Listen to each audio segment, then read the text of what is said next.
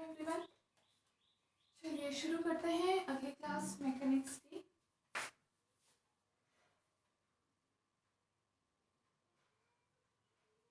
Mechanics पढ़ते पढ़ते bore तो नहीं हो गए हो ना सब लोग? ऐसे बोरिंग है तो नहीं है, तो इंटरेस्टिंग।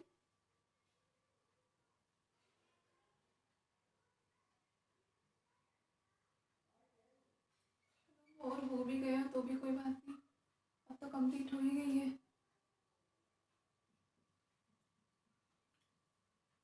ठीक है। हाँ, कल एक स्टूडेंट ने शायद कुछ पूछा था स्टेटस वगैरह के बारे में, तो वो मैं कल बता नहीं पाई थी, मैं आज देख करके बता देती हूँ। ठीक है। और आप लोगों को जो भी पहले से रिलेटेड किसी यूनिट में कोई प्रॉब्लम रही हो तो वो आप लोग कमेंट सेक्शन में मैसेज कर दो, क्योंकि आपका ये 4th यूनिट तो आज कंप्लीट हो जाएगी, तो कल मैं आपकी प्रॉब्लम वाली क्लास ले लूँगी। ठीक है। मे बी कल आपकी मैकेनिक्स की लास्ट क्लास होगी। अगर आप लोग अपनी प्रॉब्लम्स बता देते हैं तो एक आध स्टूडेंट ने शायद बताया भी है, और भी किसी को किसी टॉपिक में कुछ दिक्कत रह गई हो तो वो बोल दे, एक बार अपन कोई बात नहीं रिपीट कर लेंगे वापस से। ठीक है। अदरवाइज बाकी सब क्लियर है तो कोई प्रॉब्लम नहीं है, अच्छा है, ओके है। रिवीजन करते रहो और अपने एग्जाम की तैयारी करते रहो। ठीक है। हाँ, तो कल हमने क्या देखा जैसे हम पढ़ रहे हैं अभी युग्मी दोलक के बारे में, और युग्मी दोलक में से हमने एग्जाम्पल कौन सा लिया? पहले हमने द्वियुग्मी दोलक का पढ़ा था एग्जाम्पल। सेम उसी तरीके से कल हमने लिया जब कोई बहुत अधिक संख्या में दोलक हो एक साथ युग्मित हो। ठीक है। उसके लिए सबसे अच्छा एग्जाम्पल हमें क्या मिला? जैसे कि कोई धागा, और उस धागे में जैसे अगर हमने मोती लगा दिए हो एक पर्टिकुलर डिस्टेंस पे।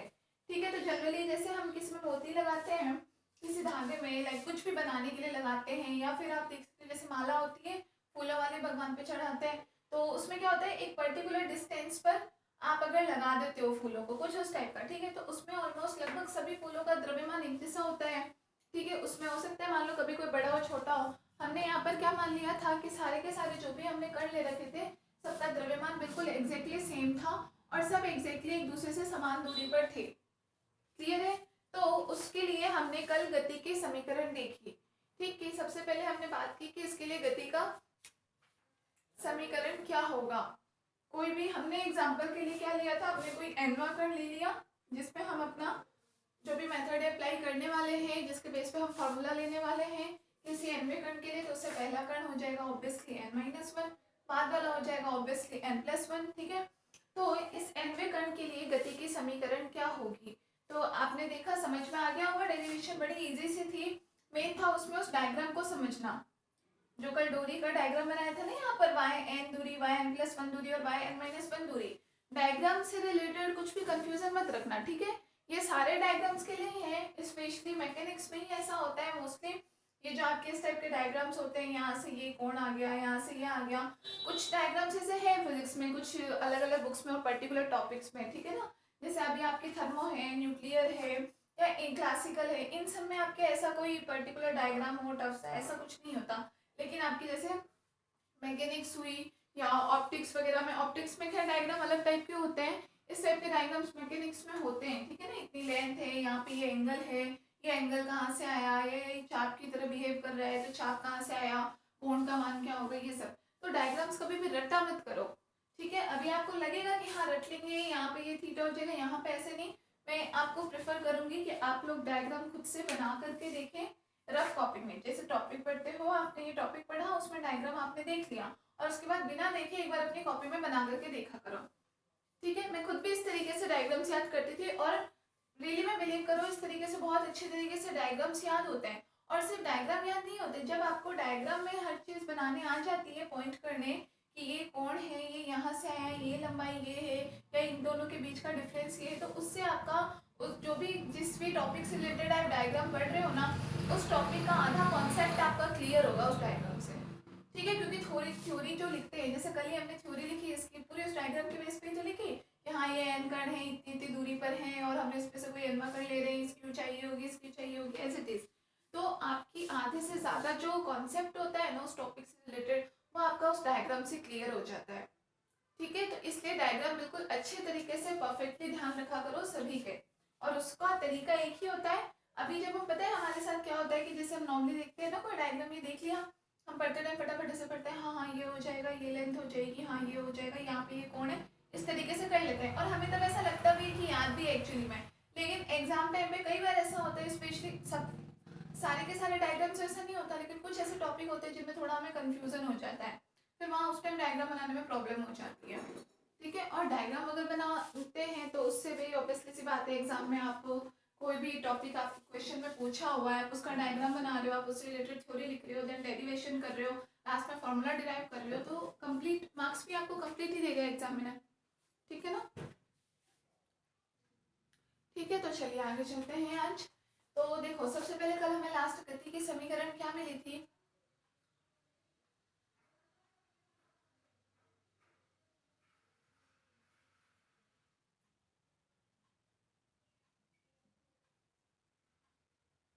क्या मिला था हमें रिजल्ट, d2y n विकर्ण के लिए था upon dt square equal to क्या वैल्यू थी, t upon M a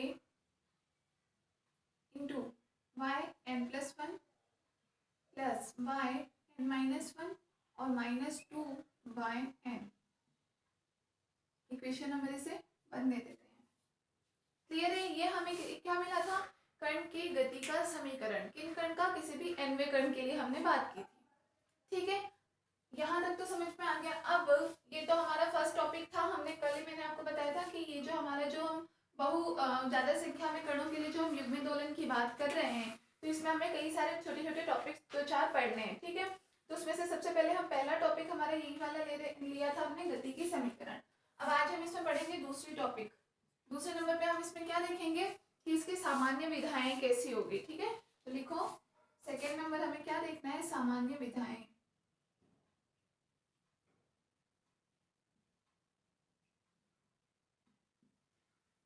normal modes.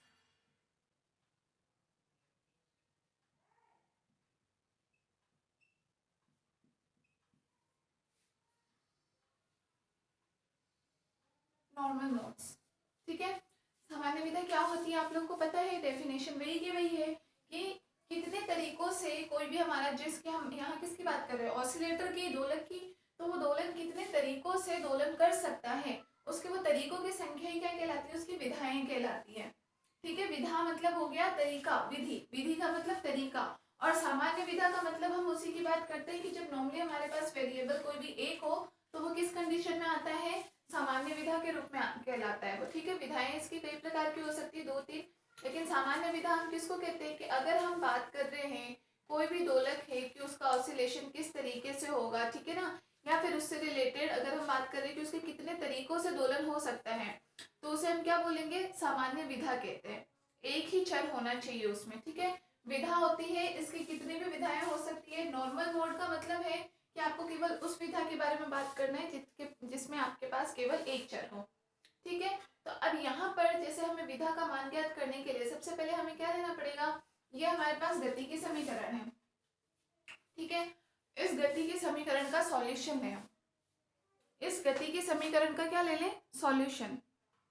तो इसका सॉल्यूशन क्या हो जाएगा, ये इक्वेशन आप बहुत बार देख चुके हो, जब भी आपके पास किसी भी जो भी हमारा वेरिएबल है, चर है, और उसके सेकेंड ऑर्डर के फॉर्म में होता है डिफरेंशिएशन, तो उसका फॉर्मूला, उसका सॉल्यूशन क्या ले लेंगे, यहाँ हम लिखते हैं उपरोक्त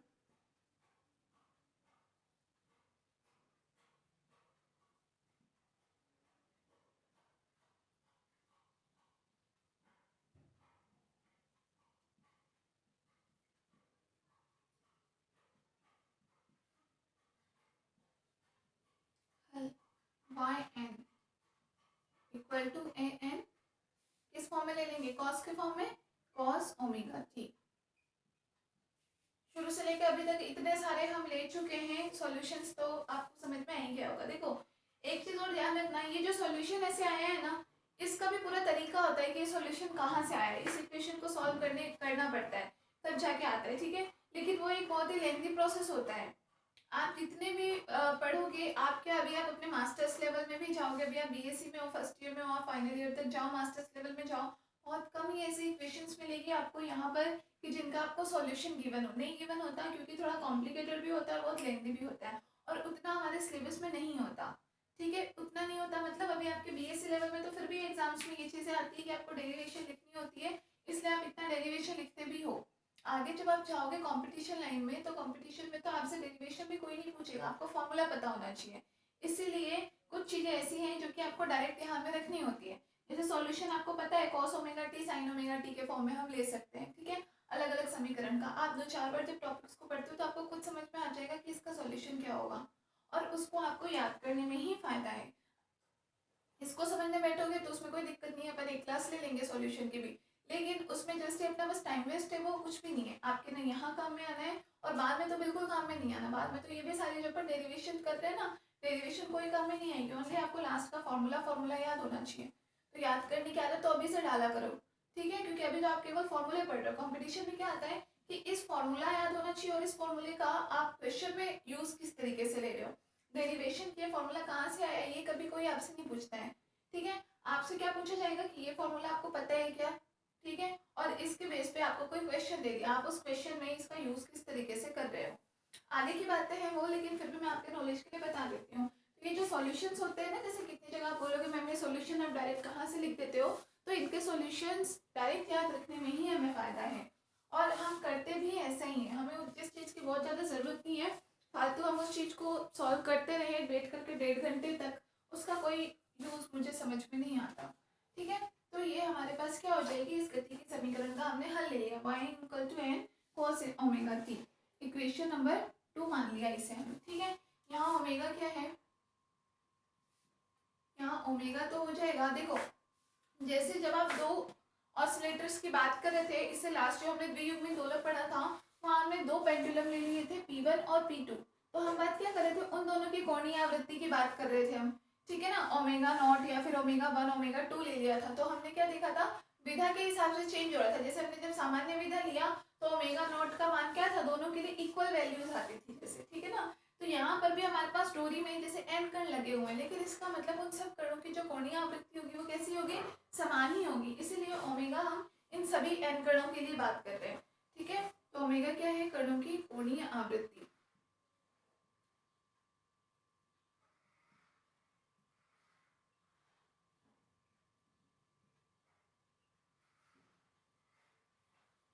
दूसरी चीज एन क्या है, यहाँ पे एन है किसी nवें कण का आयाम। ये पॉइंट क्या होता है, आयाम होता है। देखो कोई भी सॉल्यूशन होता है उसमें आपको जरूरी नहीं है एन किसी और फॉर्म में भी लिखा हुआ दिख सकता है, आप खुद समझ जाया करो। आपका cos omega T sine omega T जो भी एक मेन फंक्शन है, उसके अलावा आपके पास कुछ भी कांस्टेंट वैल्यू दिख रही है ना, वो उसकी एम्पलीट्यूड का काम करता है। क्यों, जब हम इस पूरी इक्वेशन को सॉल्व करते हैं ना, तो हमारे पास एक कांस्टेंट वैल्यू भी आती है। साइन या कॉस एक कुछ ना कुछ फंक्शन तो आ ही जाता है, फलन आ जाता है हमारे पास कोई सा भी, उसके अलावा एक पूरी कांस्टेंट वैल्यू आती है। वो कांस्टेंट वैल्यू एक तरीके से हमें वो आयाम को ही प्रदर्शित करती है। कांस्टेंट वैल्यू में मतलब कुछ ना कुछ उसमें विस्थापन का मान भी होता है, तो वो हमें क्या बताती है, वो मैक्सिमम विस्थापन कितना है वही बताती है, और मैक्सिमम विस्थापन ही इस तरंग का आयाम होता है, ठीक है। तो यहाँ एन क्या है, nवें कण का आयाम,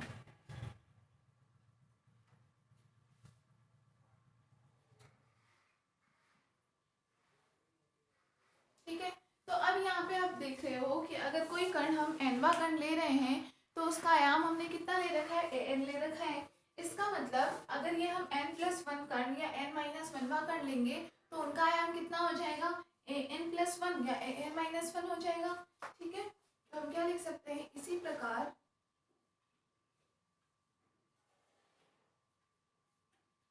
n+1 व n-1 कण का आयाम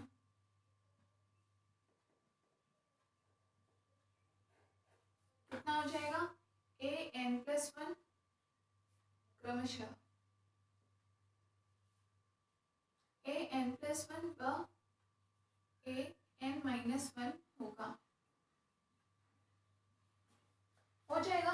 तो इसके बेस पर हम इस n+1 और n-1 कण के लिए भी ये सॉल्यूशन लिख सकते हैं। ये सॉल्यूशन हमने क्या लिया है, गति के समीकरण का हल हमने लिया है nवें कण के लिए, ठीक है। यहाँ चाहे आप लिख लेना, हल है ये nवें कण का।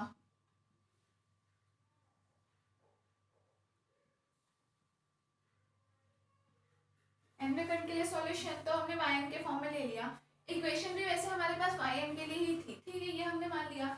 लेकिन हम ये मान करके चल रहे हैं कि मान लो अगर ये पूरी इक्वेशन जो है, अगर यहाँ वाई एन की जगह हमारे पास वाई एन प्लस वन के फॉर्म में होती है इक्वेशन, या फिर वाई एन माइनस वन के फॉर्म में होती है इक्वेशन, तो इनके सॉल्यूशन क्या होते हैं? तो उनके सॉल्यूशन के लिए सबसे पहले हम बात करते हैं आयाम की। तो हमने बोला nवें कण का आयाम an है, तो इन दोनों कणों के आयाम ये और ये हो जाएंगे, ठीक है। n plus one an minus one हो जाएगा, मतलब इसके बेस पे अगर यह n प्लस वन या n माइनस वन होता तो हमारे पास सॉल्यूशन क्या होता वो देखो।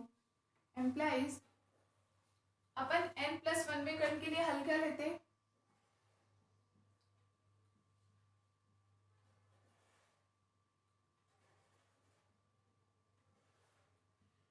एज इट इज एन में यहाँ पर इक्वेशन में यहाँ वाई एन आ रहा है तो हल वाई एन के फॉर्म में आ रहा है। अगर यहाँ एन प्लस वन होता तो हल क्या होता? वाई एन प्लस वन का बराबर यहाँ पर आ रहा है इसका आयाम एन, तो हम पहले ही बता चुके हैं आयाम कितना होगा A N plus one cos omega T.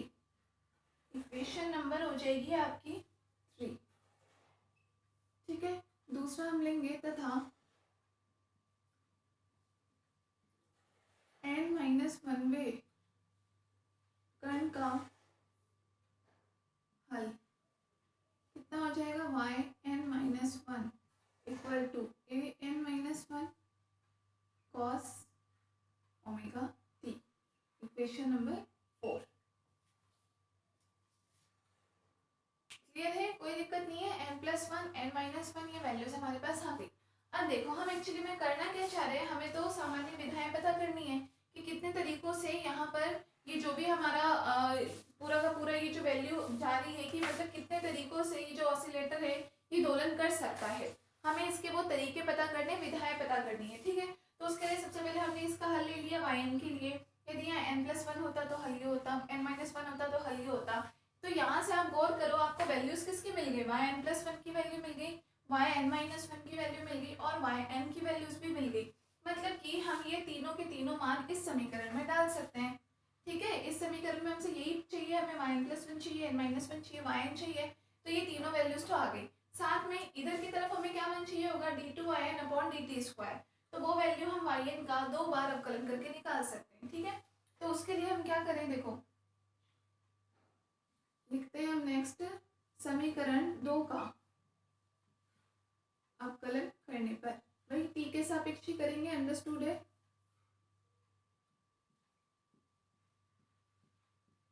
Value क्या आ जाएगी आपके पास? D by N upon D T.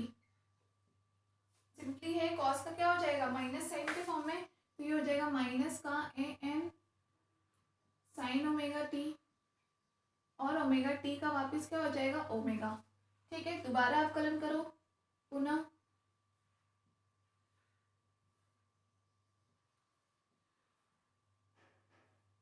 पुनः अवकलन से क्या मिल जाएगा?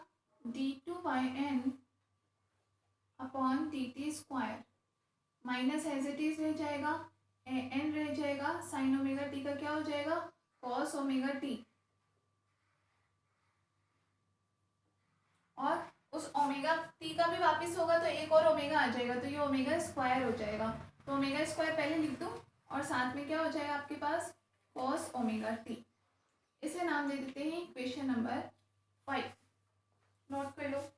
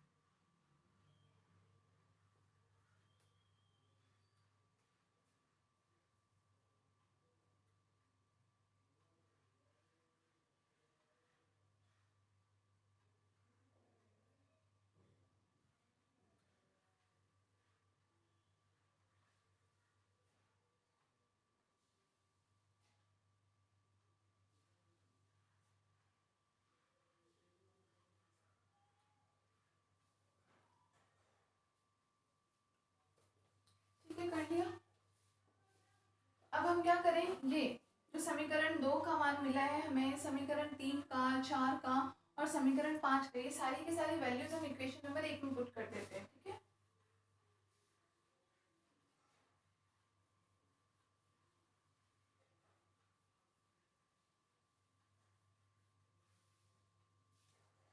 हम ये लिखते हैं समीकरण 2, 3, 4 व 5 का मान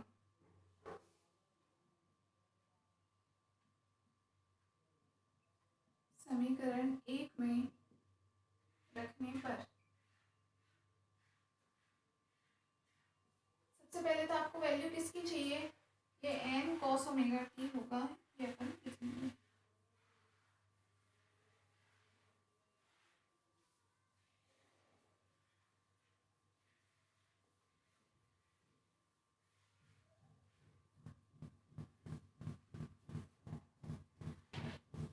हाँ, तो सबसे पहले d2in/dt² इक्वेशन नंबर 5 से क्या वैल्यू है, ये minus omega square an into cos omega t। ठीक है, डाल दिया ये मान, यहाँ है t/ma, पहला आ रहा है yn+1, यहाँ से वैल्यू डाल दो an+1 cos omega t plus yn-1 का मान an-1 कॉस ओमेगा t। ठीक है, और -2yn, तो -2 इंटू yn का मान क्या था, an cos omega t। Clear है, सबके मान डाल दिए। अब दोनों तरफ थोड़ा थोड़ा सॉल्व कर लेते हैं इसको। तो देखो सॉल्व करने में हम क्या करें, यहाँ हमारे पास है -ओमेगा² an कॉस ओमेगा t। ठीक है, यहाँ हमारे पास है t/ma तो है ही, यहाँ हम देख सकते हैं सब टर्म में cos ओमेगा t आ रहा है, कॉमन ले लो उसको, तो ये बच जाएगा an+1 प्लस an-1 और माइनस में 2an into cos omega t। ठीक है, यहाँ कॉस ओमेगा t से ये कॉस ओमेगा t कट गया, बच क्या गया -ओमेगा² an equal to t/ma an+1 plus an-1 minus 2an। ठीक है, इतना नोट कर लो, फिर थोड़ा सा और सॉल्व करते हैं इसको।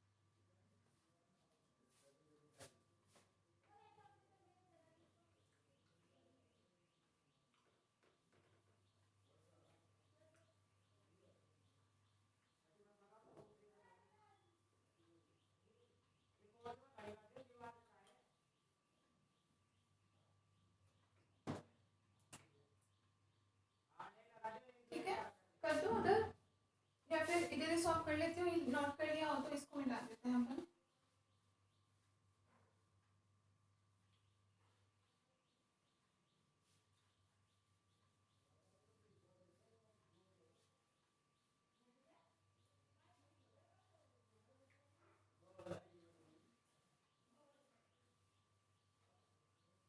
हाँ, तो देखिए अब हमारे पास ये वैल्यू बच गई t/ma है, इसे हम इधर मल्टीप्लाई कर लेते हैं, तो ये वैल्यू क्या हो जाएगा, -ओमेगा² t/ma मल्टीप्लाई होगा तो ma/t हो जाएगा, तो इंटू में ma/t और इंटू में क्या बच गया an।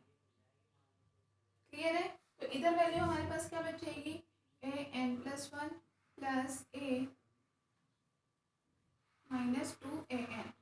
ठीक है, अब देखो ये वैल्यू पूरी की पूरी क्या है, इस पूरे का मल्टीप्लाई है an, ये पूरा इसका मल्टीप्लाई है an, यहाँ पर ये है an वाले एक तरफ ले लेते हैं तो ये हो जाएगा -ω²ma/t इंटू an, और इधर आकर के क्या हो जाएगा प्लस का 2an। यहाँ वैल्यू क्या बचेगी, an+1 प्लस an-1। n इन दोनों में से कॉमन ले लो, n कॉमन लिया तो वैल्यू क्या बच गई यहाँ पे हमारे पास 2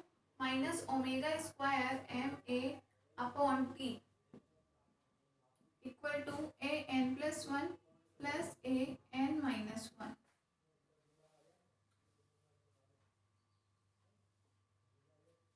नोट कर लो,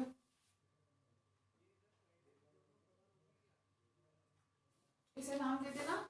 इक्वेशन नंबर 5 हो गई थी तो ये हो जाएगा 6।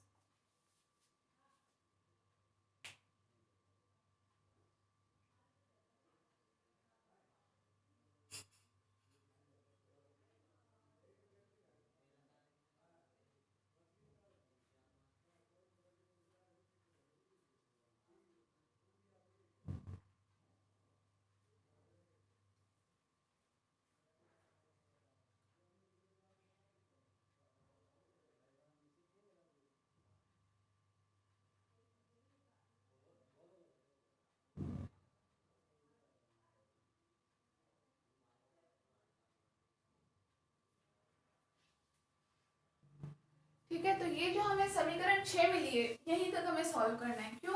क्योंकि यहाँ पे आप क्या वैल्यू देख सकते हो कि अब यहाँ n का मान आप अलग अलग कुछ भी मान डालो, n बराबर 1 2 3 4 डॉट डॉट डॉट सारे के सारे अलग अलग वैल्यूज आप डालोगे तो आप यहाँ से क्या देख सकते हो कि n की अलग अलग वैल्यूज के लिए आपको क्या मिल जाएगी, प्रत्येक n समीकरण मिल जाएगी। हर n के अलग अलग मान के लिए n का मान यहाँ से अलग अलग हो जाएगा। ठीक है, और इन समीकरणों को अगर आप सॉल्व करोगे तो सॉल्व करने पर हमें, जैसे हम इसको पूरे को सॉल्व करें तो हमें क्या मिल जाएगा, यहाँ से ओमेगा का मान भी मिल जाएगा, कोणीय आवृत्ति का भी पता चल जाएगा। इसका मतलब हमें क्या पता चलता है कि यहाँ पर जो प्रत्येक n कण है किसी डोरी में लगे हुए n कणों के लिए विधाएं भी कितनी हो जाएगी, n विधाएं हो जाएगी। प्रत्येक का आयाम अलग अलग होगा। देखो n का मान मैं 1 रखूँ तो a1 आ जाएगा, यहाँ पे 1 a2 आ जाएगा, जबकि यहाँ a0 आ जाएगा। 2 के लिए अलग मान, 3 के लिए अलग मान, इस तरीके से। तो प्रत्येक n के प्रत्येक n मान के लिए हमें यहाँ पर कितनी n समीकरणें मिल जाएगी, जिनको हल करने पर ओमेगा का मान भी हमें डिफरेंट डिफरेंट मिल जाएगा। इससे क्या पता चलता है कि जब हमने, देखो आपको ध्यान होगा जब हमने लास्ट वाला जो हमने डेरिवेशन किया था द्वियुग्मिक दोलक का, जहाँ हम दो पेंडुलम P1 P2 मान रहे थे, तो वहां पर हमारे पास ये जो सामान्य विधाएं हैं इसकी संख्या कितनी आई थी नॉर्मल मोड्स की, आपको ध्यान है तो 2 आई थी नॉर्मल मोड्स। ध्यान है आप लोगों को 2 नॉर्मल मोड्स में 2 विधाएं, कौन सी 2 विधाएं आई थी कि एक तो था कि दोनों एक साथ दोनों एक ही दिशा में विस्थापन करें, है ना, ये 2 वैल्यू आई थी ना। एक तो x1 बराबर x2 आया था, एक x1 बराबर -x2 आया था। मतलब क्या था कि दोनों का विस्थापन समान होगा। लेकिन एक सामान्य विधा तो ये थी कि दोनों सेम डायरेक्शन में, या तो राइट ही जा रहे हैं या लेफ्ट ही जा रहे हैं, एक ही दिशा में करे। दूसरा क्या था कि दोनों अपोजिट दिशा में करे। अपोजिट दिशा में करने के भी 2 तरीके थे, या तो ये इधर वो उधर जाए या फिर दोनों अंदर की तरफ जाए। क्लियर है? तो हम यहाँ से कंक्लूजन क्या निकाल रहे हैं कि देखो जब हमने 2 कण लिए, P1 P2 2 पेंडुलम थे, मतलब जब हमने 2 कण लिए तो सामान्य विधाएं भी 2 आई। यहाँ हमने n कण लिए तो उसके लिए सामान्य विधाएं भी हमें n मिलेंगी। ये है कंक्लूजन। इसका जो निष्कर्ष है वो क्या निष्कर्ष है कि युग्मित दोलक में कोई आपसे पूछे कि कंपन उसकी सामान्य विधाएं कितनी होगी या सामान्य कंपन विधाएं कितनी होगी, तो आप क्या बोलोगे कि उसमें कणों की संख्या जितनी होगी उतनी ही उसकी सामान्य विधाएं होगी। ठीक है, अगर आप कोई 2 कणों के लिए ले रहे हो तो सामान्य विधाएं भी आपके पास 2 आएंगी। अगर आप n कणों की बात कर रहे हो तो सामान्य विधाएं भी आपके पास n आएंगी। ठीक है, प्लस अपन अभी इसके लिए भी अलग अलग 1-2 वैल्यूज के लिए अपन इसे सॉल्व करके देखेंगे कि हम जो कह रहे हैं एक्चुअली वही रिजल्ट हमें इस फॉर्मूले से भी मिल रहा है या नहीं। भाई 2 पर हमने अप्लाई किया, इन दोनों के बेस पर हमने अपने निष्कर्ष सुना दिया कि हम 2 कणों के लिए ले रहे थे तो हमें सामान्य विधा 2 मिली, n कणों के लिए ले रहे तो सामान्य विधा n मिली। ठीक है, अब हमें ये चेक करना है कि अगर हम इस फॉर्मूले के लिए मान लो n के अलग अलग मान के लिए लेकर के देखें तो क्या ये सेम रिजल्ट अप्लाई हो पाता है या नहीं, वो हमें चेकआउट करना पड़ेगा। ठीक है, तो सामान्य विधाओं का समझ में आ गया। इसमें लिख लो लास्ट में एक लाइन, लिखो समीकरण 6 में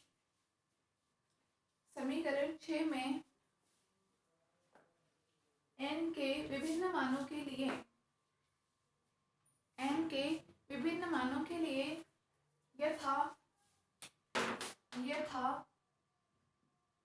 n बराबर 1 2 3 4 डॉट डॉट डॉट n तक, टोटल n कण हमने लिए थे ना, कैपिटल n कण, तो ये था n बराबर 1 2 3 4 से लेकर के n तक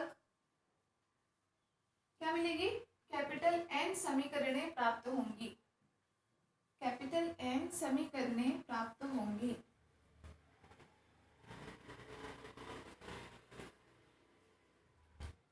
कैपिटल n समीकरणें प्राप्त होंगी जिनके हल से सामान्य विधाओं की आवृत्तियां प्राप्त होंगी, जिनके हल से सामान्य विधाओं की आवृत्तियां प्राप्त होंगी। Full stop. अतः स्पष्ट है कि कैपिटल n युग्मित दोलकों की कैपिटल n ही सामान्य विधाएं होंगी, कैपिटल n युग्मित दोलकों की कैपिटल n सामान्य विधाएं होंगी। ठीक है, समझ में आ गया? यही निष्कर्ष बता रहे हैं कि n हमारे पास कर्ण है तो सामान्य विधाएं भी हमारे पास n आएंगी। ठीक है, अब हम इसको चेक करके देख लेते हैं, n के एक दो मानों के लिए चेक करके देख लेते हैं कि हमारे रिजल्ट का मतलब कोई बोले कि क्या आप ये कहना चाह रहे हो कि अगर यहाँ आप n का मान 1 लेते हो तो उसके करस्पॉन्डिंग आपको सामान्य विधा भी 1 मिलेगी, अगर आप n का मान 2 लेते हो तो सामान्य विधा भी 2 मिलनी चाहिए, n का मान 3 लेते हो तो सामान्य विधा भी 3 मिलनी चाहिए, यही हम कहना चाह रहे हैं। तो हम इसको चेक करके देख लेते हैं कि ये वैल्यू सेम अप्लाई होती है या नहीं।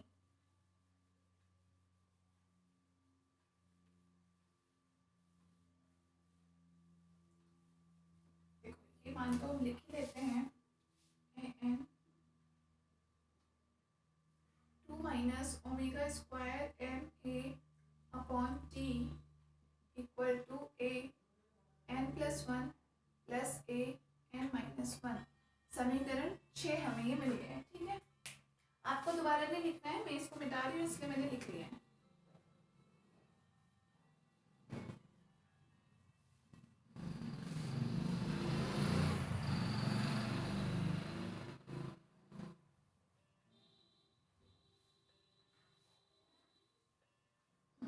तो सबसे पहले हम बात करें किसी एक कण के लिए, इसमें हम एग्जांपल लेंगे, आप लिख लो, लिखो, अतः जो आपने थ्योरी लिख ली कि कैपिटल n कणों के लिए कैपिटल n सामान्य विधाएं होंगी, अतः यहाँ हम n के कुछ मानों के लिए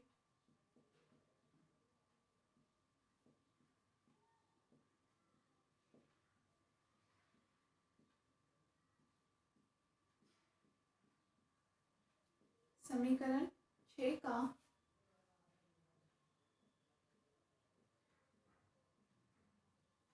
विश्लेषण करेंगे।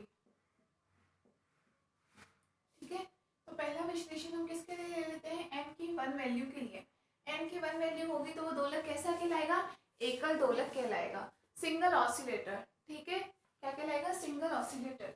देखो पहला एकल दोलक,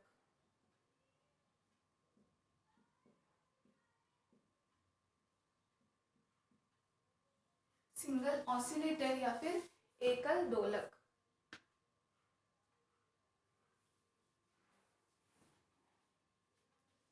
लिखो इसमें, देखो n बराबर 1 लेने का मतलब क्या है, यहाँ हम किसके लिए सबसे पहले चेकआउट करेंगे, n बराबर 1 के लिए। n बराबर 1 का मतलब क्या हो जाएगा कि आपने कल जो डोरी ली थी और उसमें आपने क्या बताए थे कि उसमें बहुत सारे कैपिटल n तक कण लगे हुए हैं। ठीक है, दोनों अलग अलग तरफ एक दृढ़ आधार से जुड़े हुए हैं। क्लियर थी इतनी बात? हमने कहा था कि उसमें ये अलग अलग समान दूरी पर द्रव्यमान लगे हुए थे, 1 2 3 4 डॉट डॉट डॉट n तक लगे हुए थे। अब हम पहला एकल दोलक लेना चाह रहे हैं, मतलब हम कब की बात कर रहे हैं, जब n बराबर केवल 1 हो, मतलब केवल सिर्फ एक पॉइंट ही यहाँ पर केवल एक द्रव्यमान ही उपस्थित हो। ये कहने का मतलब है कि ये दो आधार हैं और उन दोनों के बीच में केवल आपका एक ही द्रव्यमान n बराबर 1 ही उपस्थित है। ठीक है, ये है हमारे कहने का मतलब, समझ गए? तो हम क्या कहेंगे यहाँ से, मतलब हमारे पास रिजल्ट क्या आना चाहिए कि अगर n बराबर हम 1 ले रहे हैं तो हमारे पास सामान्य विधा का मान भी 1 आना चाहिए। सामान्य विधा 1 आने का मतलब कि इस एक कण के ऑसिलेशन करने का, दोलन करने का तरीका हमारे पास कितना आएगा, एक तरीका ही आएगा। तो देखते हैं एक ही तरीका आता है या नहीं। ठीक है, लिखो इसमें बहुसंख्यक युग्मित दोलक निकाय में, बहुसंख्यक युग्मित दोलक निकाय में capital N equal to 1, capital N equal to 1, अर्थात जब डोरी पर एक ही कण जुड़ा है, जब डोरी पर एक ही कण जुड़ा है तथा डोरी की लंबाई कितनी हो जाएगी, बराबर 2a। डोरी की लंबाई क्या है, लंबाई बराबर 2a। कैसे होगी अभी बताते हैं हम। डोरी की लंबाई बराबर 2a तथा मध्य में एक कण जुड़ा हुआ है, तथा मध्य में एक कण जुड़ा हुआ है।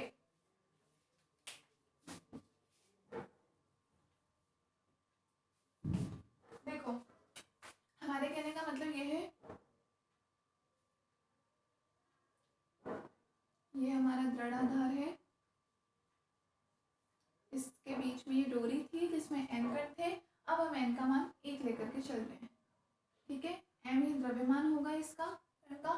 और आपको पता है कि दृढ़ आधार से, जैसे कल हमने बहुत सारे कण बताए थे 1 2 3 4, सबके बीच की दूरी कितनी ली थी हमने, a दूरी ले रखी थी। ठीक है, मैंने आपको ये बताया था कि शुरुआत के से लेकर के इस पहले पॉइंट की दूरी भी a ही होगी। ठीक है ना, तो शुरुआत से यहाँ तक की दूरी भी आपकी कितनी हो जाएगी, a, और यहाँ से यहाँ की दूरी भी कितनी हो जाएगी, a। तो डोरी की कुल लंबाई कितनी हो जाएगी, 2a। बना लो डायग्राम।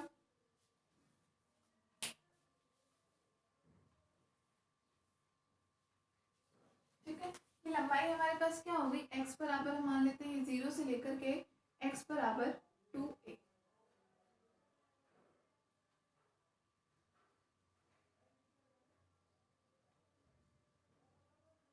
x इक्वल टू 0 से x इक्वल टू 2a तक। ठीक है, ये तो आपको डायग्राम समझ में आ गया। इस स्थिति की हम बात कर रहे हैं। तो अब हमें n बराबर 1 कहाँ लेना है, इस समीकरण में हम ले लेते हैं। तो समीकरण 6 में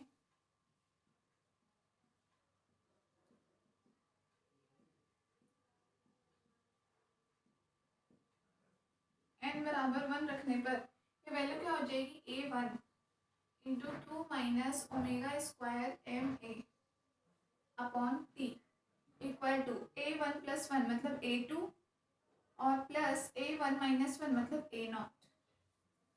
ये हमारे पास यहाँ से रिजल्ट आ रहा है। ठीक है, समझ में आ गया आपको। अब यहाँ पर a2 और a0 क्या बता रहे हैं आपको, देखो अपन पोजीशन की बात कर रहे हैं। इस पोजीशन को हमने बोला कि n बराबर 1 पोजीशन बता रहा है। ठीक है, इसका मतलब शुरुआत में ये पॉइंट जहाँ x बराबर 0 पर जुड़ा हुआ है उस पर आयाम इसका कितना है, a0 आयाम है। a0 किसको बता रहा है, x बराबर 0 पोजीशन पर इसका आयाम कितना है। ठीक है, और ऐसे a2 किसको बता रही है, x बराबर 2a पोजीशन पर इसका आयाम कितना है, x equal to 2a position पर इसका आयाम का मान कितना है। क्लियर है। और हम जानते हैं कि जो भी अंतिम बिंदु होते हैं जिनको हम एंड पॉइंट्स भी कह सकते हैं, एंड पॉइंट्स पर आयाम कैसा होगा, शून्य ही होगा। तो देखो कहने का मतलब ये है, आप लोग समझे या नहीं समझे मुझे नहीं पता। जैसे कि फॉर एग्जांपल थोड़ा सा मैं आपको समझाने का ट्राई करती हूँ। जैसे कि ये ले लो वायर,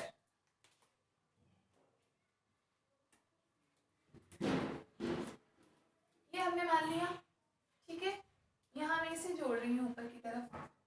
अभी मेरे पास कुछ जोड़ने का नहीं है, इसीलिए मैं इस तरीके से आपको लगा के बता रही हूँ। ठीक है, ये हमारे पास वायर है। इतनी दूरी हम क्या मान रहे हैं, ये वायर ले लो, इतनी दूरी हम ले रहे हैं x बराबर 2a। ये टोटल इस वायर की दूरी है। ठीक है, इधर जो मैंने पकड़ रखा है मेरा ये लेफ्ट हाथ, ये क्या है, x बराबर 0 पॉइंट है। यहाँ जो मैंने पकड़ रखा है राइट हैंड पे, ये मेरा x बराबर 2a पॉइंट है। ठीक है, और हमारा जो कण है वो इन दोनों के बीच में कहीं पर, मतलब कि इन दोनों के बीचों बीच में स्थित होगा, लगभग इस पॉइंट पर। मान लो ये बीचों बीच का पॉइंट है, यहाँ पर करीब हमारा ये कण स्थित होगा और दोनों तरफ इस प्रकार से है। तो अगर आप मान लो इसको थोड़ा विस्थापित करते हो बीच में से, ठीक है, कंपन करने के लिए विस्थापित करेंगे, हमने ये धागे को बीच में से यहाँ विस्थापन किया, तो आप ये देख सकते हो विस्थापन होने पर भी इसका शुरुआत पॉइंट और एंड पॉइंट इन दोनों पर आयाम का मान कितना है, शून्य का शून्य ही है। क्लियर है, दोनों इन दोनों पॉइंट पर आयाम, इसको बिल्कुल तनी हुई डोरी है, आप इस तरीके से बीचों बीच से इसको उठा भी लोगे, विस्थापन क्योंकि हम करेंगे, जैसे कल हमने बताया था डोरी में विस्थापन, तो उसकी लंबाई के सापेक्ष तो हुआ था उसमें विस्थापन, यहाँ भी लंबाई के सापेक्ष आप देख रहे हो कि बीच में इतनी लंबाई आ रही है, ठीक है, लेकिन इस पॉइंट पर देखो और इस पॉइंट पर देखो, यहाँ आयाम का मान अभी भी 0 ही होगा, ठीक है ना। एक बेसिक सा कॉन्सेप्ट है, मैंने बताने की कोशिश की, आई होप आप लोगों को अच्छे से समझ में आ गया हो, ठीक है। तो वही वाली बात है यहाँ पर, तो आपके पास A2 और A0 क्या बता रहा है, 0 पॉइंट पर और 2 पॉइंट पर कण का आयाम, डोरी का आयाम, और डोरी का आयाम यहाँ दोनों से तो मतलब केवल वो जुड़ा हुआ है, वहाँ पे कोई हमारा द्रव्यमान नहीं लगा हुआ, केवल वो जुड़ा हुआ है, जुड़ने वाले पॉइंट है वो दोनों, तो वहाँ हमारा एम्पलीट्यूड का मान कितना होगा, 0 होगा। A2 पर और A0 पॉइंट पर आयाम का मान हमारे पास कितना हो जाएगा, 0 हो जाएगा। मतलब हम यहाँ ये लिख लेते हैं, देखो क्योंकि A2 तथा A0 क्या है, सीमांत बिंदुओं पर, सीमांत बिंदु समझ गए, जहां इनकी सीमा का अंत हो रहा है वो सीमांत बिंदु, ठीक है। तो सीमांत बिंदुओं x बराबर 0 तथा x बराबर 2a पर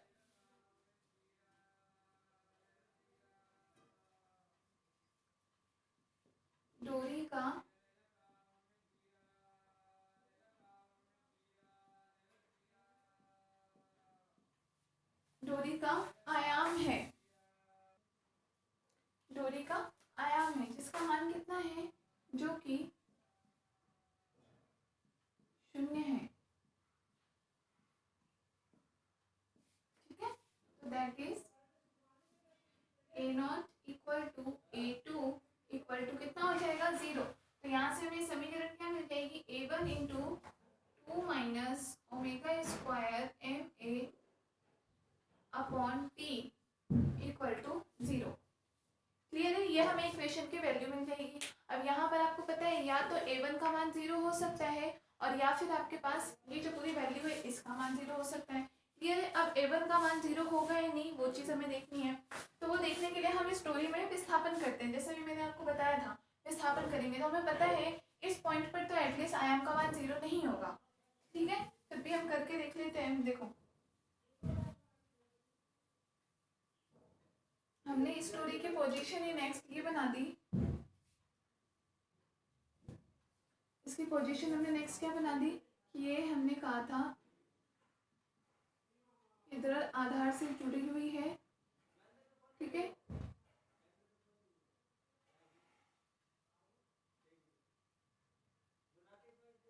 ये डोरी होनी चाहिए थी।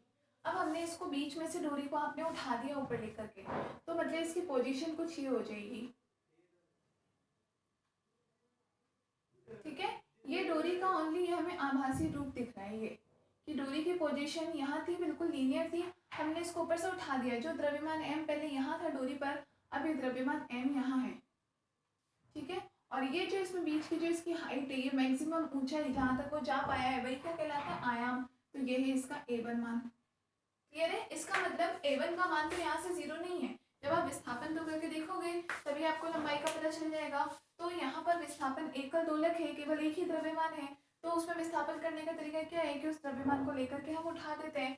इस कंडीशन में हमारे पास A1 का जो मान है वो कैसा है, A1 का मान या तो आप ऊपर की तरफ उठा लो ऐसे ही आप चाहो, या फिर आप नीचे की तरफ भी उठा सकते हो सेम तरीके से, तो भी आयाम नीचे की तरफ भी यही मान आ जाएगा, लेकिन इसका मतलब A1 बराबर 0 नहीं होगा, आयाम का यहाँ पर कुछ ना कुछ मान होगा, ठीक है। जो m द्रव्यमान पहले डोरी पर था यही A दूरी पर, अब वही द्रव्यमान इस जगह पे पहुंच जाएगा, तो यहाँ से हम ये कह सकते हैं इसका मतलब इस पॉइंट में A1 तो 0 नहीं होगा, इसका मतलब ये मान हमारे पास 0 बच जाएगा।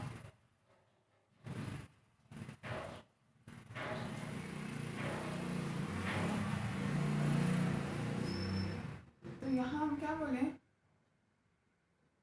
क्योंकि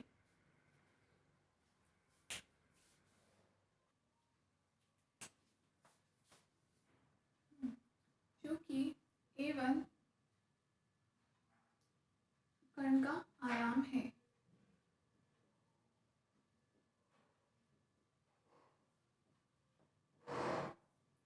जो कि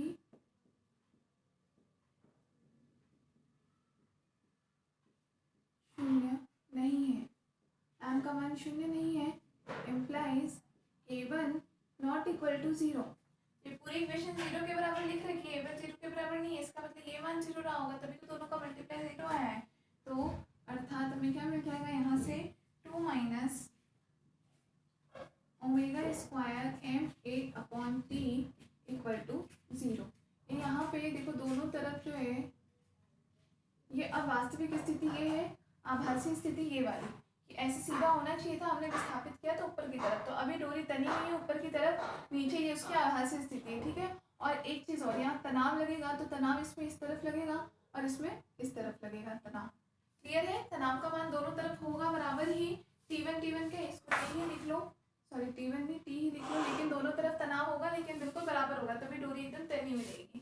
ठीक, तो यहाँ से हम क्या देख रहे हैं, 2 बराबर ये वैल्यू आ गई, और यहाँ से आप ओमेगा का मान निकाल सकते हो। जब हमने इस इक्वेशन के लिए कहा तो हमने यहाँ ये बात लिखी थी कि यहाँ n के अलग अलग मान के लिए हमें इस समीकरण में कितने टोटल n समीकरणें मिल जाएगी, जिनको हल करने पर ओमेगा का मान मिल जाएगा। तो ये देखो, हमने जैसे एक वैल्यू डाल करके n की सॉल्व की, और यहाँ से हम ओमेगा की वैल्यू निकाल सकते हैं। कैसे? Omega square MA/T equal to क्या हो जाएगा 2, तो यहाँ से ओमेगा स्क्वायर इक्वल टू क्या हो जाएगा 2T और अपॉन में MA, means omega square equal to √2T upon MA। ये हो जाएगा हमारे पास ओमेगा का मान, फ्रीक्वेंसी। नोट कर लो।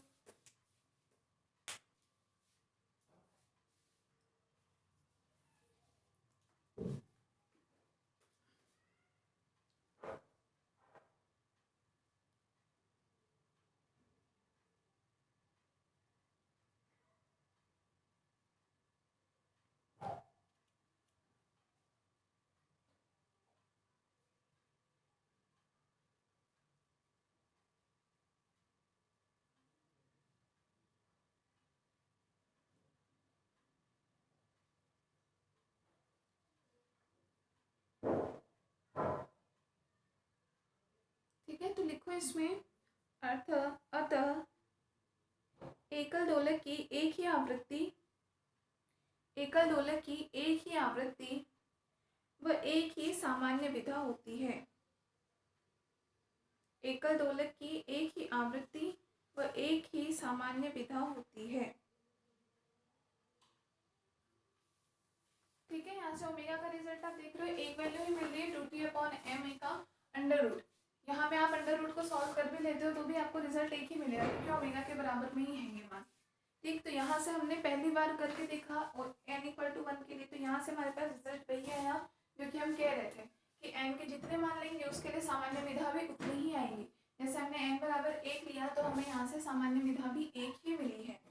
ठीक है, इसी तरीके से हम n बराबर 2 लेकर के देखते हैं कि अभी हमें सामान्य विधा पर कितनी मिलनी चाहिए, 2 मिलनी चाहिए। ठीक है, तो हम n बराबर 2 के लिए करेंगे। अब ये नोट कर लो। फिर नेक्स्ट करते हैं n बराबर 2 के लिए, उसे हम बोलेंगे वही द्वियुग्मित दोलक। अब द्वियुग्मित दोलक आपके दो तरीके के हो जाएंगे। पहले आपने किया था कि जब दो पेंडुलम स्प्रिंग से जुड़े हुए हों, वो भी द्वियुग्मित दोलन का ही एग्जाम्पल था, और वहाँ से हमने ये भी देखा था कि अगर वहाँ पर हमारे पास 2 दोलन थे, n बराबर मतलब कितना था 2 था, तो वहाँ हमें सामान्य विधा के मान भी 2 ही मिले थे।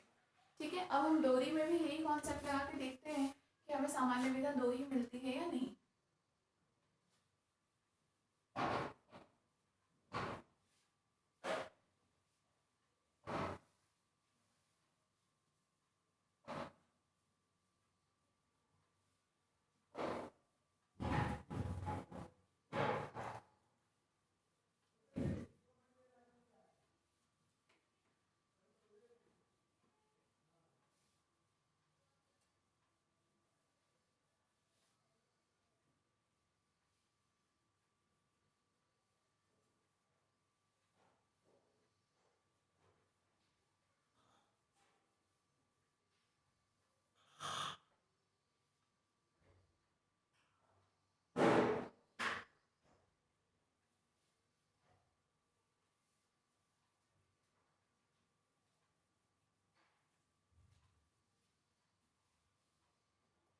तो यहाँ पे नेक्स्ट दूसरा एग्जाम्पल हम देखेंगे द्वियुग्मित दोलक का।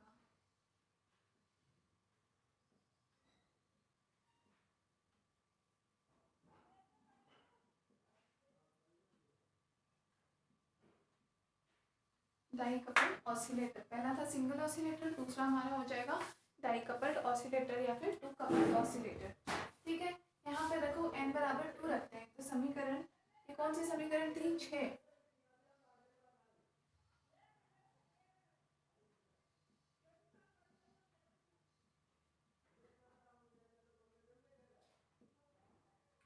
n बराबर 2 रखने पर देखो क्या मिल जाएगा, n का मान 2 रखें तो एक तो मिल जाएगा हमें a3 प्लस 2 माइनस 1 मतलब 1 a1, a3 plus a1 equal to यहाँ वैल्यू क्या मिल जाएगी, a2 into 2 minus omega square ma upon t।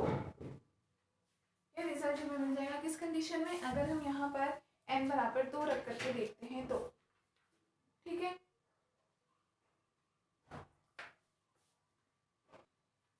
एक मिनट, इससे पहले आप डायग्राम देख लो, अभी इसको नोट मत करो, तब आपको थोड़ा अच्छे से समझ में आएगा। इससे पहले हम डायग्राम देख लेते हैं। ठीक है, करना हमें यही काम है जो अभी हमने किया था। डायग्राम देखते हैं। यहाँ हम बात कर रहे हैं n बराबर 2 के लिए।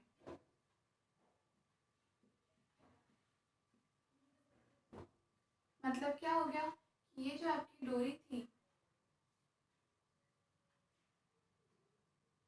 अब इसमें कितने कण होने चाहिए, 2 कण होने चाहिए। n बराबर 1 था तो बीच में केवल एक कण था, n बराबर 2 है तो 2 कण होंगे, दोनों समान दूरी पर।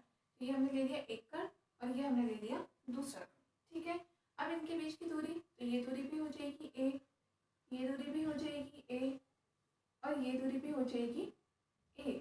इसका मतलब डोरी की टोटल दूरी अब कितनी हो जाएगी, 3a।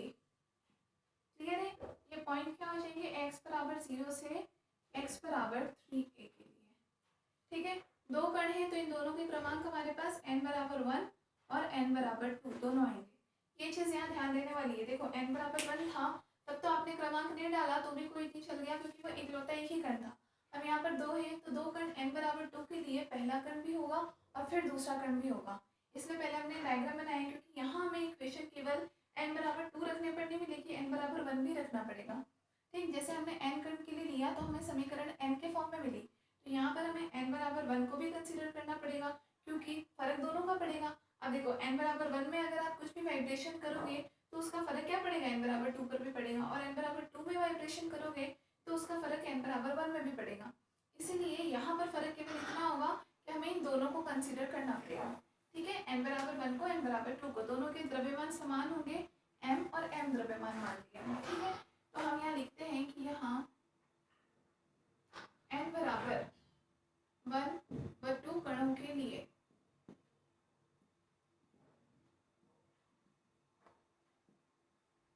क्या लेंगे, समीकरण 6 से क्या मिलेगा, तो n का मान एक बार 1 डाल के देख लो इसमें और n का मान एक बार 2 डालो। n बराबर 1 डालने पर अभी जो हमने लास्ट हमारे पास इक्वेशन आई थी, सेम इक्वेशन आ जाएगी। क्या आ जाएगी, यहाँ से a1 प्लस 1 मतलब a2 plus a0 equal to value क्या मिल जाएगी, a1 into 2 minus omega square ma upon t। इसको ले लेते हैं समीकरण 1। एक समीकरण हमें ये मिल गई n बराबर 1 के लिए।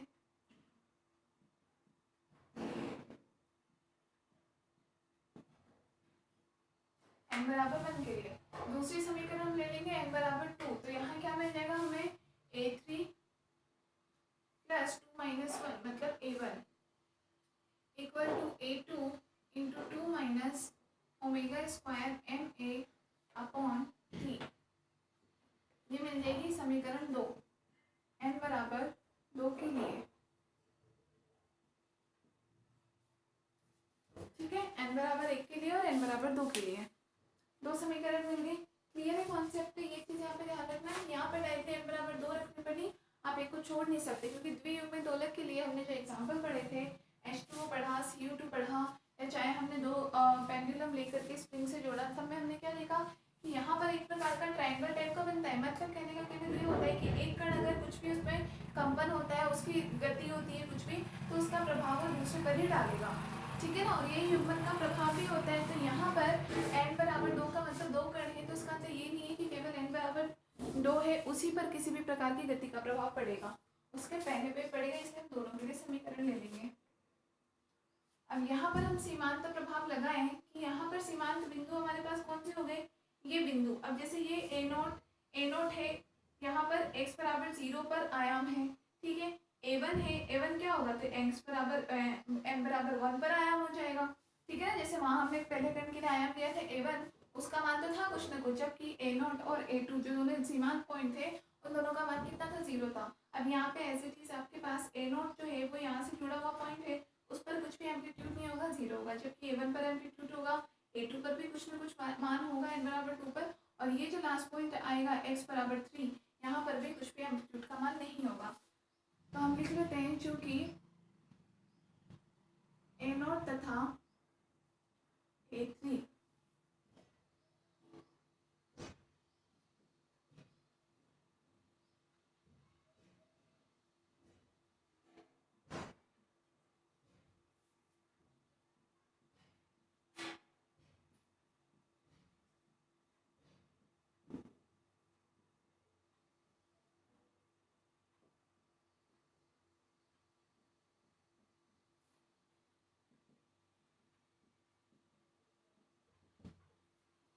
ठीक है, कोई दिक्कत नहीं। a0 और a3 का मान हो जाएगा 0। क्यों हो जाएगा, क्योंकि ये दोनों एंड पॉइंट्स हैं, सीमांत बिंदु है जहां से हमारा धागा जो है वो केवल बंधा हुआ है, वहां पर किसी प्रकार का आयाम नहीं है। अगर हम इस धागे को किसी तरीके से विस्थापन भी करेंगे इसकी जगह से ऊपर या नीचे की तरफ, तो वो जो एंड पॉइंट्स है वहां पर आयाम का कुछ मान नहीं होगा, इसलिए वैल्यू हो जाएगी 0। तो हमारे पास अब समीकरण 1 और 2 क्या बन जाएगा, तो एक तो हमारे पास बन जाएगा, एक में हम a0 का मान 0 कर देंगे तो ये आ जाएगा a2 equal to a1 2 minus omega square M A upon T. Clear है। यहाँ से हम या फिर ये वैल्यू भी निकाल सकते हैं, a2 upon a1 equal to क्या आ जाएगा, 2 minus omega square M A upon T, समीकरण 3। ठीक है। इसी तरीके से इस दूसरे समीकरण से क्या मिलेगा, समीकरण 2 से यहाँ पर आपका a3 का मान 0 हो जाएगा, तो ये मिल जाएगा a1 equal to a2 into 2 minus omega square M A upon T. यहाँ से भी हमें रेशियो भी क्या मिल जाएगा, a1 upon a2 equal to 2 minus omega square M A upon T, समीकरण नंबर 4। तो आप यहाँ से क्या देख रहे हो कि आयाम का जो रेशियो है, ये दोनों रेशियो उल्टे हैं, एक दूसरे के इनवर्स है। ये a2 अपॉन a1 है, जबकि a1 अपॉन a2 है, लेकिन इन दोनों का मान हमारे पास सेम आ रहा है। मतलब कि अगर नॉर्मली हमारे पास a1 अपॉन a2 का मान a ये है, और अगर मैं आपको बोलूँ कि यहाँ से a2 अपॉन a1 का रेशियो क्या होगा, तो आप क्या बताओगे, 1 अपॉन में ये वैल्यू बताओगे, इन्वर्स बता दोगे। लेकिन यहाँ पर हमारे पास एक अलग ही रिजल्ट मिला है कि आप पहले इन दोनों का उल्टा मान ले लो, सीधा मान ले लो, जैसे भी, लेकिन इन दोनों का मान सेम ही आएगा, 1 अपॉन में, मतलब कि इन्वर्स फॉर्म में नहीं आएगा। ठीक है। अब यहाँ से हम आगे क्या कर सकते हैं, तो ये दोनों रिजल्ट सेम है, तो हम इन दोनों समीकरण 3 और 4 को मल्टीप्लाई कर लेते हैं। समीकरण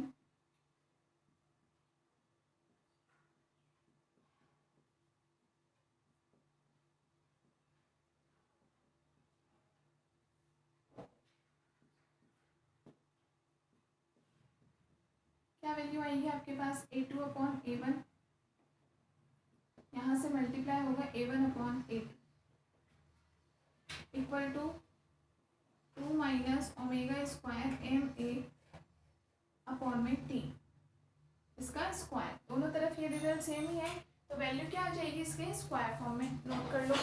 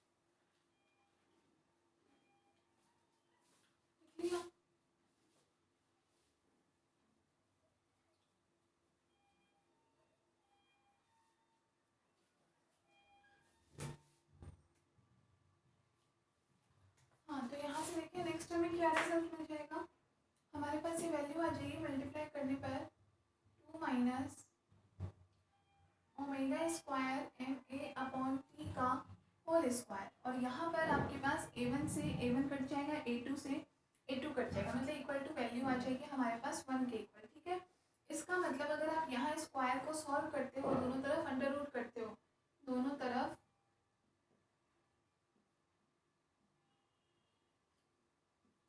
वर्गमूल लेने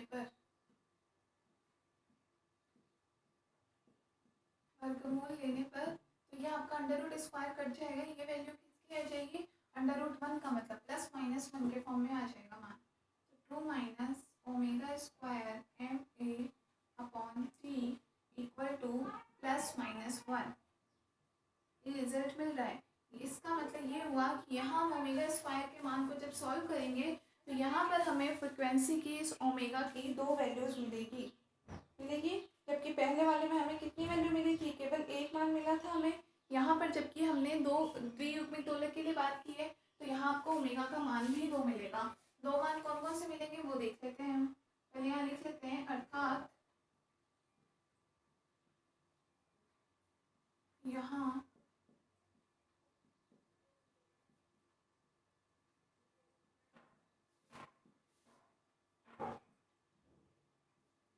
कोणीय आवृत्ति ओमेगा के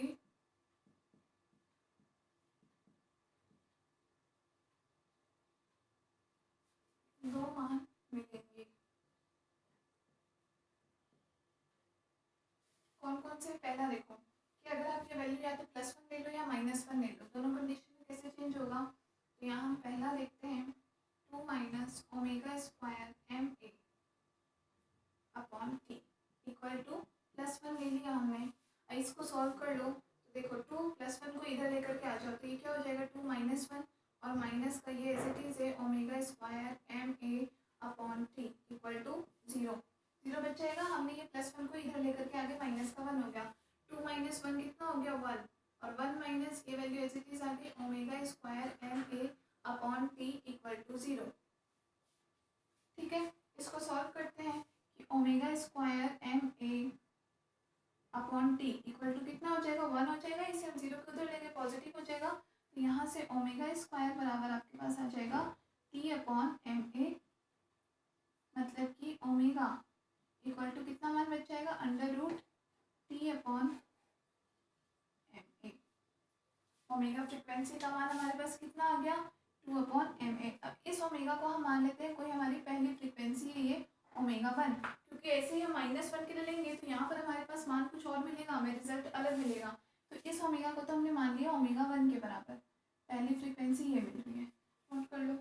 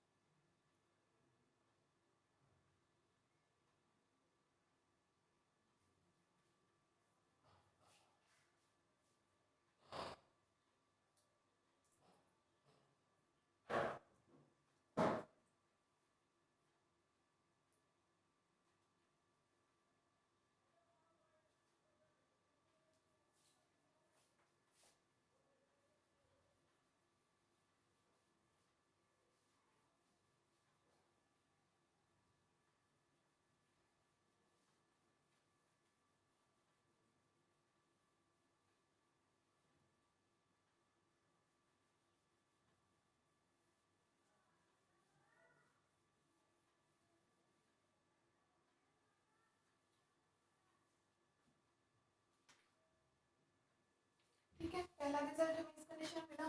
दूसरे में हम मान लेते हैं इसे -1 के इक्वल, -1 वैल्यू ले लेते हैं, तो ये हो जाएगा 2 minus omega square M A upon T equal to -1 लेने पर एज इट इज इसको सॉल्व कर लो, -1 को इधर लेकर के आओ तो ये हो जाएगा प्लस का 1, तो 2 + 1 और माइनस ये value as it is omega square M A upon T equal to 0, 2 + 1 3 minus omega square M A upon T equal to 0 और सॉल्व कर लो तो आपके पास omega square M A upon T equal to कितना बन जाएगा 3 के बराबर। तो यहाँ से ओमेगा बराबर हमें क्या मिल जाएगा, ओमेगा स्क्वायर हो जाएगा 3t अपॉन एन ए, मतलब ओमेगा इक्वल टू मिल जाएगा 3t अपॉन एम ए का अंडर रूट। ये हमें इस आवृत्ति से भिन्न मिली है, ये आवृत्ति टी अपॉन एम ए, जबकि ये 3t अपॉन एम ए है। इसे हम मान लेते हैं हमारी दूसरी फ्रिक्वेंसी ओमेगा 2। नोट कर लो।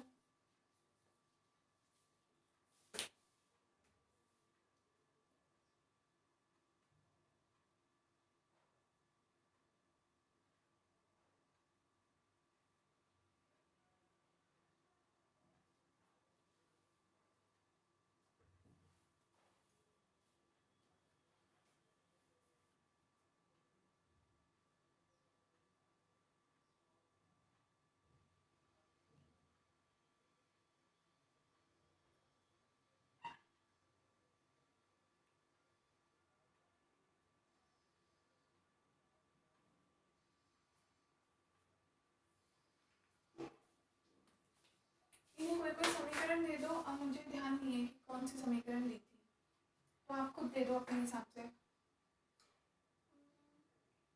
मुझे बिल्कुल भी ध्यान नहीं है। तो मैं मेरे हिसाब से दे रही हूँ। एक समीकरण नंबर इसे देना है, एक इसे दे दो। ये जो हमारे पास ओमेगा 1 का मान आया है इक्वेशन नंबर 2, और ओमेगा 2 का मान आया है इक्वेशन नंबर 3। आपने पहले कोई वैल्यू मान दे रखे हो समीकरण का, तो उसके हिसाब से मान दे देना, ठीक है। तो यहाँ से इसका मतलब फाइनली हम जो रिजल्ट चाह रहे थे, हमें वो सेम रिजल्ट मिला है। क्या चाह रहे थे हम, कि एन की जितनी बिंदु हम ले रहे हैं, हम ये कह रहे थे कि अगर हमारे पास द्रव्यमान कितने हैं उस पर डिपेंड करता है कि उसकी सामान्य विधाएं कितनी होगी, ठीक है। मतलब एन का मान कितना है। जैसे हमने इससे पहले जो पॉइंट पढ़ रहे थे हम द्वियुग्मी दोलक के बारे में, जहाँ हमने दो पेंडुलम्स को एक स्प्रिंग से जोड़ा था, वहाँ हमने क्या देखा था कि उन दोनों दोलकों की, या वो जो एक पूरा युग्मी दोलक था उसके लिए हमारे पास सामान्य विधा के मान कितने आए थे, 2 मान आए थे। तो वहाँ 2 द्रव्यमान थे, तो सामान्य विधा का मान भी 2 आया, कि दोनों अपोजिट डायरेक्शन में गति कर सकते हैं या फिर दोनों सेम डायरेक्शन में गति कर सकते हैं, ठीक है। इसके बेस पे अभी हमने जो पहले सीधे एन कणों के लिए हमने यहाँ पर पूरी की पूरी इक्वेशन, हमारे पास जो गति की समीकरण आई थी उसको हमने सॉल्व किया।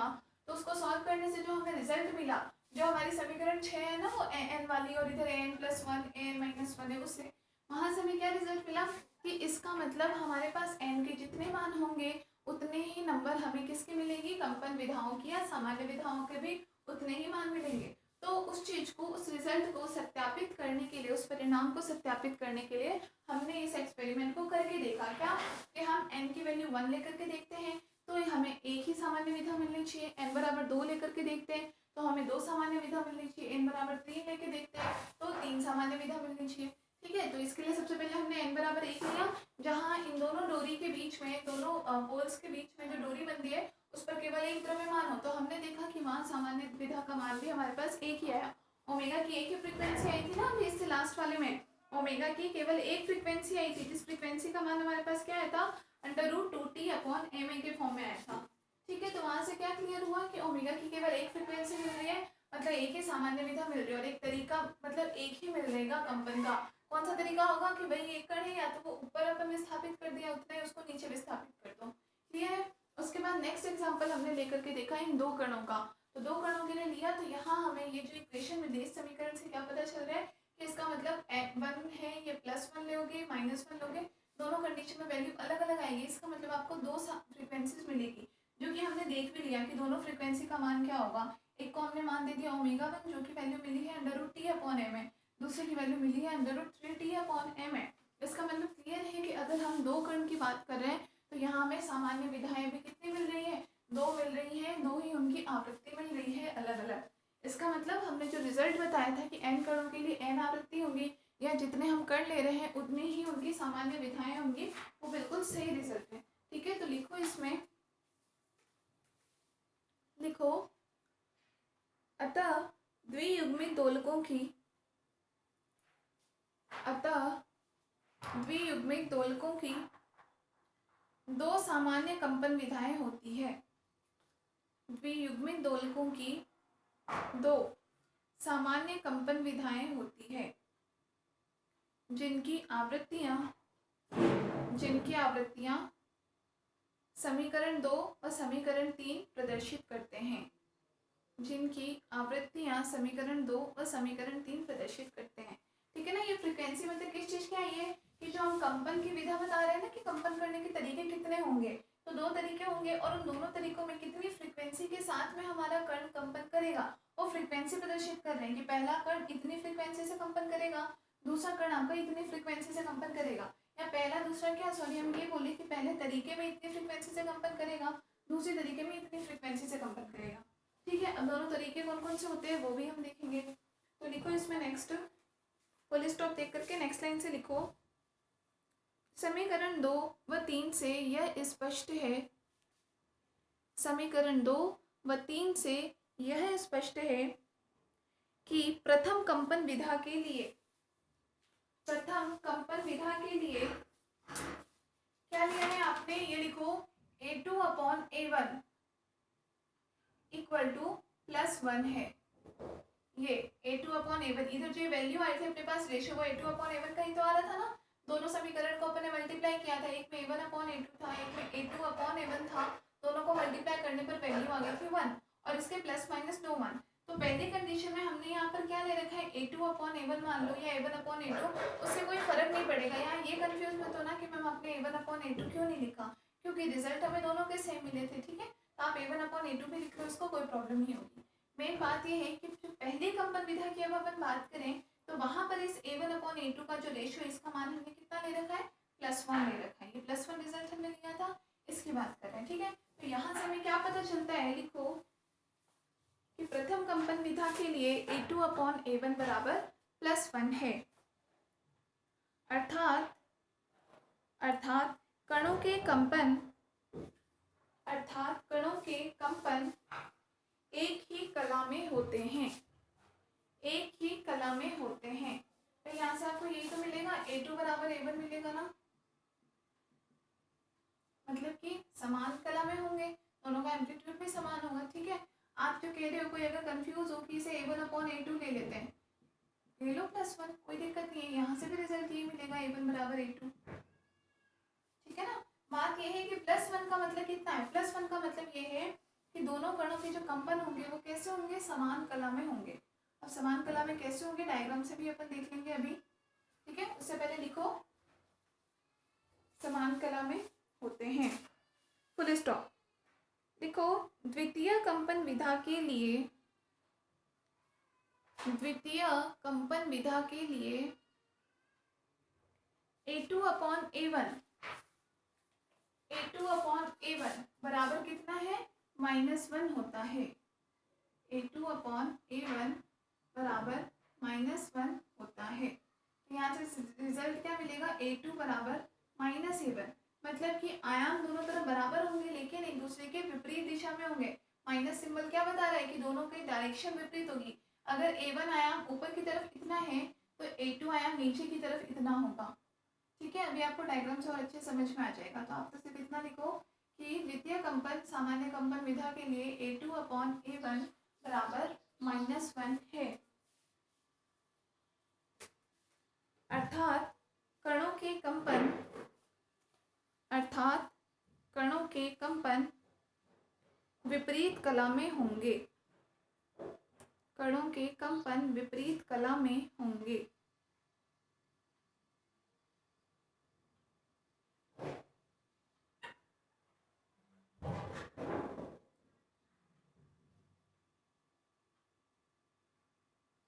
विपरीत कला में होंगे।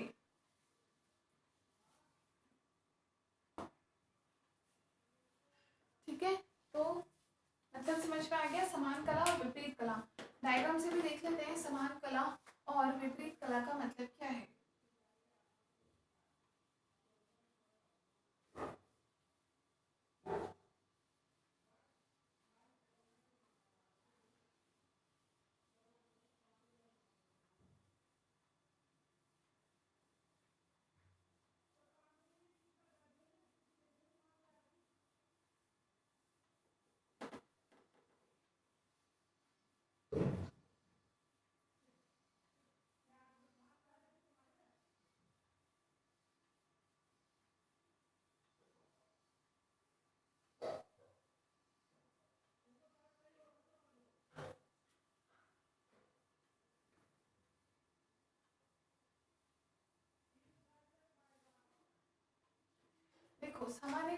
में पहली कंडीशन हमने दो कंडीशन बताई, एक में बताया हमने वैल्यू है +1, दूसरे में बताया वैल्यू -1।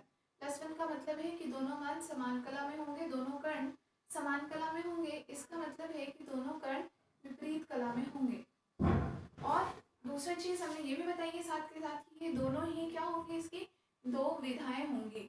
दो विधाएं मतलब दो जो तरीके होंगे यहाँ पर कंपन के, वो ये दोनों तरीके होंगे। अब इन दोनों तरीकों को हम डायग्राम से समझते हैं कि किस तरीके से। तो देखो, पहला तरीका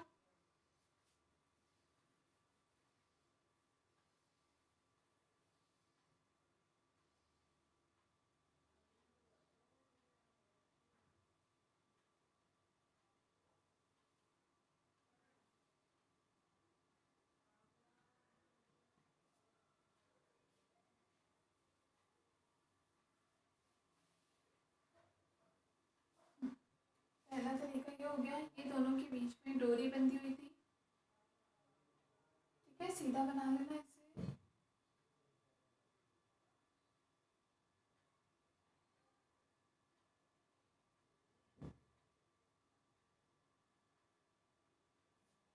और इसके बीच में दो कण थे हमारे पास। ठीक है,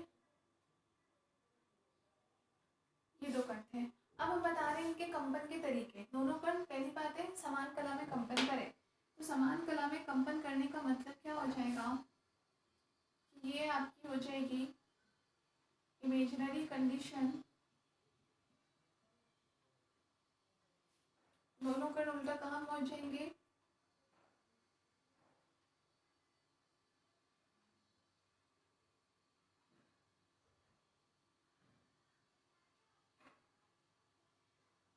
इस तरीके से।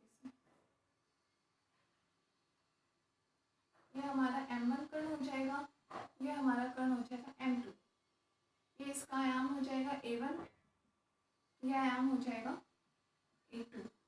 और ये देखो, उठा भी दिया तो भी जो एंड पॉइंट्स हैं x बराबर 0 या फिर ये x बराबर 3a पॉइंट है, इन दोनों पर जो आयाम का मान होगा हमारे पास a0 वो 0 होगा, और यहाँ पर a3 बराबर कैसा हो जाएगा, 0 हो जाएगा। क्लियर है, समझ में आया? मतलब हम ये कंडीशन बताना चाह रहे हैं, ठीक है, कि एक तरीका है ये कि मतलब आप दोनों कणों को, क्योंकि एक कण था तब तो आपने सीधे बीच में से उठा दिया, एक प्रकार का ऐसा दोनों तरफ त्रिकोण बन गया हमारे पास, और हमारा कण जो था वो यहाँ पहुंच गया। एक कण था तो हमने ये तरीका। अब यहाँ पर दो कण है तो दोनों का तरीका क्या है कि दोनों कणों को आप एक साथ उठाओ। दूसरी चीज आपके पास यहाँ पर इसकी विधा क्या दे रखी है कि दोनों कण समान कला में हो, मतलब दोनों को एक साथ ही या तो आप ऊपर की तरफ ही उठाओगे या फिर आप एज इट इज ये देखो नीचे की तरफ भी इनको ला सकते हो, तो आप एज इट इज इनको नीचे की तरफ लेकर के आओगे, ये भी पॉसिबल है। लेकिन दोनों होंगे समान कला में, मतलब दोनों सेम डायरेक्शन में, या तो ऊपर ही या फिर नीचे ही।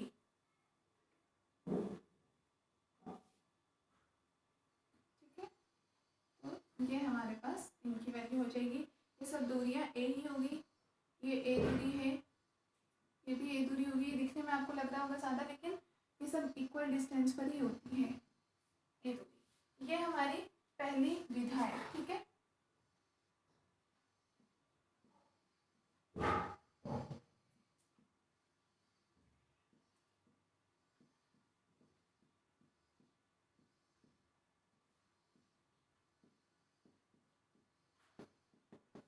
दूसरी कंपन विधा देखें, जिसके लिए हमने कहा है कि विपरीत कला में। अब विपरीत कला में होने का मतलब हो गया ये,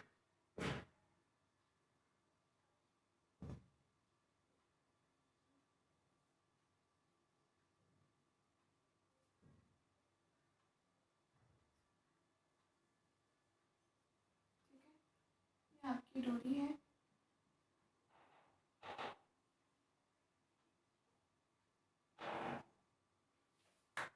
अब हम बात कर रहे हैं कि दोनों विपरीत कला में होने का मतलब एक द्रव्यमान को आप ऊपर उठा लो और दूसरे को नीचे उठा लो। क्लियर है? या तो पहले को ऊपर दूसरे को नीचे करो, या फिर दूसरे को ऊपर और पहले को नीचे करो। कैसे? एक द्रव्यमान हो जाएगा यहाँ, दूसरा द्रव्यमान हो जाएगा इतना ही नीचे। ये समझ रहे हो? अब इसका एम्पलीट्यूड ये वही है, a1 आयाम है, इसका आयाम वही होगा, a2 आयाम होगा। ये भी m द्रव्यमान है, ये भी m द्रव्यमान है।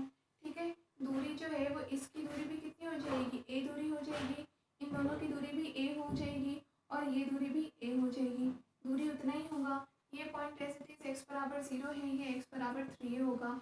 इस कंडीशन में भी आप देख रहे हो इस पॉइंट पर और इस पॉइंट पर आपका एम्पलीट्यूड जो है मतलब कि ए नॉट बराबर 0 होगा और यहाँ पर ए3 बराबर भी 0 होगा। क्लियर है। लेकिन दोनों कणों का विस्थापन जस्ट कैसा हो गया, बिल्कुल अपोजिट डायरेक्शन में, मतलब कि विपरीत कला में हो गया।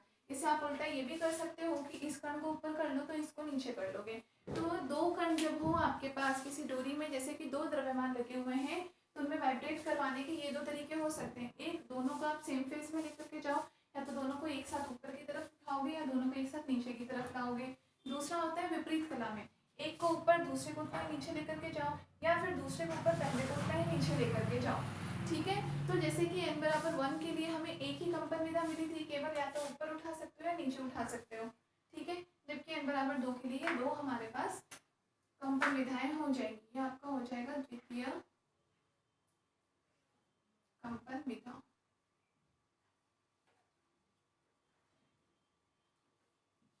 विपरीत कला में,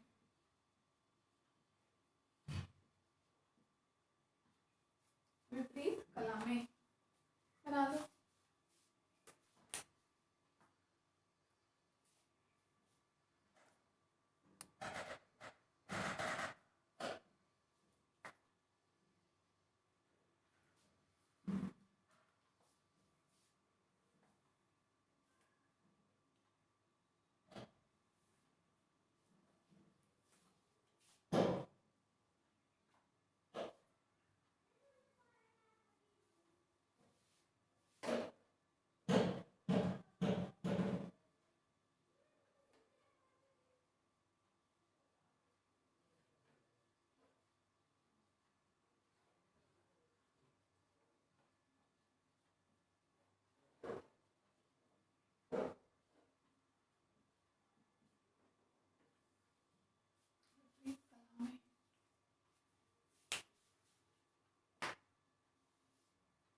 ठीक है। तो देखो किसी भी तरीके से गिवन हो सकता है, आपको द्वियुग्मित दोलक किसी तरीके से बनाया हुआ हो, कॉन्सेप्ट सब में एक लगते हैं।